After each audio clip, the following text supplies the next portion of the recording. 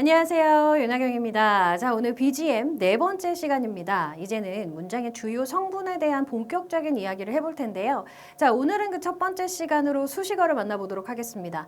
근데 수식어라고 했는데 0번이라고 되어 있는 이유는 사실 수식어는 문장에서 없어도 되는 성분입니다. 문장의 전체적인 구조를 파악하기 위해서 사실은 제껴내야 되는 부분이거든요. 그런데 오늘 수업은 우리가 지난 구와 절에서 배운 내용을 복습하는 시간이기도 합니다. 왜? 이 수식어로 쓰이는 것들이 바로 형용사, 부사 역할을 하는 것들이거든요. 그래서 우리가 형용사 구, 부사 구, 형용사 절, 부사 절에서 봤던 내용들을 다시 한번 살펴보면서 우리가 문장의 성분을 만났을 때 그것들을 어떻게 제껴내야 되는지, 그러면 어떻게 우리 눈에 문장의 구성이 보이는지 그것을 위한 연습, 그리고 다음 시간부터 시작될 문장의 주요 성분을 가려내기 위한 전초 작업이라고 생각해 주시면 되겠습니다. 자, 수식어는 뭐길래 제껴내줘야 되느냐? 바로 다른 단어나 구절 또는 문장의 의미를 더 구체적으로 만들어주기 위해서 보충하는 역할을 한다는 거예요. 즉, 꼭 필요한 건 아닌데 자세히 설명을 해줘서 우리가 궁금한 거를 조금 채워주는 그런 역할을 합니다. 자, 그런데 사실 나 간다 라고 얘기했을 때 언제 어디로 어떻게 왜 가는지는 우리가 궁금한 거지 꼭 말해줘야 되는 건 아니잖아요. 그쵸? 그런 것들입니다.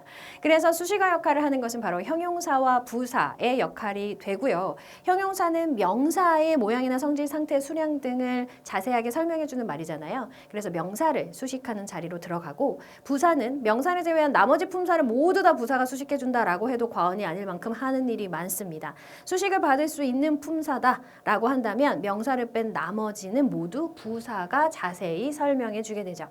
자, 우리가 구나 절을 하면서 형용사와 부사에 대한 얘기를 좀 많이 했기 때문에 오늘은 그것에 대한 약간 복습 개념으로도 여러분들이 들으시면 좋다라고 아까 말씀드렸던 것처럼, 자, 이 형용사는 명사 앞에서 이렇게 명사의 의미를 좀 자세하게 설명해 줄 수 있습니다. 형용사 자체가 나올 수도 있고요. 형용사 역할을 하는 분사 이런 것들이 등장할 수도 있죠. 그래서 음식은 음식인데 무슨 음식이야? 맛있는 음식. 이렇게 간다거나, 아니면 자는 아기지. 아기는 아닌데 뭐 하는 아기야? 자고 있는 아기. 요렇게요. 자, window. 창문은 창문인데 무슨 창문? 깨진 창문. 자, 이렇게 명사 앞에서 수식하는 경우는요, 우리가 따로 얘를 떼서 수식어다라고 제끼지 않아도 됩니다. 바로 우리가 어디서 만났었죠? 명사 구에서 만났었죠. 어차피 얘는 하나의 덩어리로 명사 구로 다닐 거기 때문에 명사 역할을 하러 댕길 거예요. 그래서 얘네는 주어나 목적어나 보어 자리에 나올 거라는 거죠. 자, 그럼 어디서부터 우리가 제껴주면 되느냐? 명사 뒤로 붙은 애들부터 제껴주시면 됩니다. 자, 왜? 일단 명사가 주어 자리에 나왔을 때 이 주어와 동사 사이를 벌려놓는 역할을 하는 것이 이 주어로 사용된 명사나 대명사를 뒤에서 수식하는 형용사류들이거든요. 그래서 형용사 자체가 이렇게 뭔가를 가지고 오는 경우도 있었어요. 그래서 어떤 경우예요? 박스를 옮겼는데 이게 공으로 가득 찬 박스였고요. 그는 남자는 남자인데 무슨 남자? 그의 일에 자부심을 가진 남자였어요. 자, 그리고 우리가 방문했어, 장소를. 근데 무슨 장소? 음식으로 유명한 장소. 이렇게 됩니다. 그래서 이 명사 뒤로 줄줄이 붙어서 어떤 것인지, 어떤 명사인지를 자세히 설명해주는 수식어. 이렇게 되는 거죠. 지금 보신 문장은 문장 뒤쪽으로 붙어 있지만 이 문장 뒤쪽으로 붙어 있는 것도 여기서 문장이 끝났다를 알려주는 신호가 되기 때문에 여러분들이 잘 기억하고 계셔야 합니다. 영어는 시그널을 줘요. 내가 지금 여기서부터 뭘 하겠다라는 시그널을 주게 되거든요. 자, 그러면 형용사 구를 이루어서 명사 뒤에서 수식하는 것들은 형용사만 구를 이루는 게 아니었잖아요. 어떤 게 있었죠? 전치사 플러스 명사구가 있었습니다. 자, 우리는 전치사 플러스 명사구를 만나면 무조건 제끼자라고 했어요. 왜요? 얘는 문장의 주요 성분 역할은 하지 않고 수식어 역할만 하고 있기 때문에 전체적인 문장의 구조를 살펴보고자 한다면 얘를 제껴주는 거다라고 했었고요. 명사 뒤에 붙은 투부정사. 당연히 앞에 있는 명사를 수식할 수 있었고, 분사도 단독으로 수식하는 경우에는 명사 앞으로 위치해서 명사 구를 이루지만 이렇게 뒤에서 수식하는 경우에는 뒤에서 이 명사와 동사 사이를 멀어지게 하거나 문장이 끝났는지 안 끝났는지를 모르게 만드는 그런 역할을 하기 때문에 우리가 잘 봐주어야 한다라고 했었죠. 자, 보시면 I have a dog. 내가 강아지가 있는데 with white fur 이렇게 되어 있어요. 전치사 플러스 명사구가 이 dog의 상태를 설명해 주는 거죠. 자, she's looking for. 자, 이 look for의 이 for도 전치사기 때문에 사실 뭐 되게 쪼개보자면 여기도 괄호가 되는데 look for가 하나의 단어, 동사 구를 이루고 있기 때문에 여기서 이렇게 갑니다. 책은 책인데 무슨 책? 읽을 책.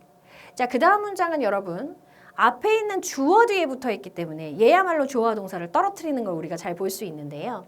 자, 여인인데 ing가 나왔어. 그럼 얘는 얘를 지금 수식하겠다라는 얘기입니다. 명사 뜨고 ing가 나오잖아요. 그러면 앞에 있는 명사 수식하겠다는 얘기예요. 그래서 talking on the phone 이렇게 돼요. 이 on the phone이라는 전치사 플러스 명사구를 턱이 끌고 있는 거기 때문에 여기까지 그냥 쭉 가시면 됩니다. 자, 그래서 지금 주어와 동사의 위치가 멀어졌죠. 그렇죠? 그래서 주어 동사 구조 찾기 위해 반드시 필요한 작업이 형용사류 제끼기입니다. 자, 여기서도 마찬가지예요. The car. 차인데, 차는 차인데 차가 주차할 수 없잖아. 그치? 차는 주차돼야 돼. 그래서 요렇게 parked near the gate. 요렇게. 그러면 얘도 주어와 동사가 이렇게 멀어져 있죠. 요렇게 제껴주셔야 되는 것이 바로 형용사구. 부정사나 분사가 뒤에 붙는 경우에는 얘네들이 자체가 길어지기 때문에 여러분들이 어디까지가 이것이 끌고 있는 의미 단위인가를 찾아서 제껴주셔야 됩니다. 되실까요? 자, 형용사는 절도 있었습니다. 바로 뭐가 있었더라? 명사 뒤에 붙어서 쓰는 관계대명사절. who나 which나 that은 주격 관계대명사로 쓰일 때 뒤에 바로 동사를 가져오게 되어 있어요. 그래서 우리가 문장 안에서 명사를 보고 나서 얘네를 보고 얘네가 동사를 끌고 있다라고 한다면 아, 앞에 있는 명사 수식한 주격 관계대명사절이구나 라고 생각하시면 되고요. 자, 목적격인 경우에요. 이렇게 who, whom, which, that 이렇게 나오고요. 얘네가 생략돼서 나올 수도 있어서 명사 뒤로 바로 주어 동사가 붙는 형태도 여러분이 보실 수 있다라고 했습니다. 돼요? 자, 그리고 이 대절 같은 경우는 뒤가 완전한 형태를 가지고 동격의 대수로도 쓰일 수 있어요. 자, 얘네가 일단 목적어가 없는 상태로 등장하는 목적격 관계대명사거든요. 근데 얘는 동격의 대로 쓰일 수 있기 때문에 뒤가 완전할 수도 있다라는 거. 어쨌든 뒤에 주어 동사의 구조는 보인다라는 거예요. 자, 그 다음 관계 부사라고 하죠. when, where, why. 요것들이 주어 동사를 끌고 how는 못 들어갑니다. 여러분 관계 부사에 대해서 어느 정도 알고 계시는 분 같은 경우는 저기 how 빠졌는데요 라고 하실 수 있는데 how는 이 선행사인 더 way 자리를 치고 들어가기 때문에 명사 자리로 들어가요. 그러니까 앞에 명사를 갖고 올 일이 있다 없다? 없다. 또한 여기서는 전치사 플러스 관계대명사절도 있을 수 있습니다. 자, 그런데 여기서는 우리가 전치사 플러스 관계대명사를 제가 뺐어요. 우리 관계대명사에서 자세히 보도록 하겠습니다. 자, 이렇게 붙어서 쓰일 수 있어요. 이거는 랩탑인데 무슨 랩탑이냐면 명사 나오고 위치 뜨고 주어 동사 있는데 목적어 없는 상태죠. 자, 그럼 요만큼이 관계대명사절입니다. 내가 어제 산 랩탑이야. 이렇게요. 나는 그날을 기억해. 어떤 날인데 우리가 처음 만난 날. 요렇게. 자, I heard the news. 내가 뉴스를 들었어. 소식을 들었는데 무슨 소식이야? 그녀가 시험에 통과했다라는 소식이야. 자, 목적격 관계대명사로 쓰이면 뒤에 목적어 없이 나오지만 이렇게 완전한 절을 이끌어서 이 뉴스가 뭔지 설명해주는 동격의 대절 접속사 대수로도 나올 수가 있습니다. 엄밀히 얘기하면 형용사절은 아닌데요. 모습이 되게 비슷해서 여기서 한꺼번에 다뤄드렸습니다. 자, 이렇게 형용사 역할을 하는 것들은 명사 뒤에 붙어 있는데 부사는 참으로 자리가 참 다양합니다. 자, 그래서 부사류들 원래 자기가 타고난 품사가 부사든 아니면 전치사 플러스 명사구가 부사 역할을 하거나 부정사 혹은 분사가 부사 역할을 하든 부사 역할을 하는 것들은 자, 컴마 찍고 주어 동사 나오기 전에 이렇게 문장 맨 앞에 붙으면 컴마 찍고 주어 동사가 뒤에 위치하는 이런 규칙을 가지고 있고요. 자, 또한 얘가 부사이다라고 판단하는 것은 주어 동사로 시작된 그 문장이 여기서 의미가 다 끝나주는 거예요. 문장에 모지람이 없이 뭐 목적어 필요한 목적어도 쓰고 보어 필요한 보어도 쓰고 싹 다 나왔어. 문장 다 끝났어. 근데 궁금한 거 더 얘기해주고 싶어? 뒤로 붙는 거죠. 언제 어디서 어떻게 왜 막 이런 거 얘기해주고 싶을 때. 자, 그리고 문장 중간에 이렇게 낑겨 들어갈 때도 있습니다. 자, 이때는 이렇게 컴마를 찍고 들어가야 돼요. 원래 이렇게. 이렇게 들어갈 수도 있어요. 여기가 바로 부사 자리입니다. 그래서 지금 이것도 마찬가지예요. suddenly 컴마 주어 동사 이렇게 나왔잖아요. 그럼 얘는 부사인 거예요. 그럼 여긴 부사 자리인 거예요, 또. 영어는 자리 찾기가 어법의 핵심이라고 했죠. 요거예요, 요거. 자, we have never visited that museum. 자, 그러면 여기서는요. 문장 중간에 들어가 있어요. never. 이렇게. 앞에도 없고 뒤에도 없고. 자, 그런데 이거는 부사 자체가 들어갔기 때문에 컴마 찍고 들어가지 않은 거예요. 근데 부사 자체도 컴마 찍고 들어가는 경우도 있어요. 자, they studied hard. 그들은 공부했어. 끝났네.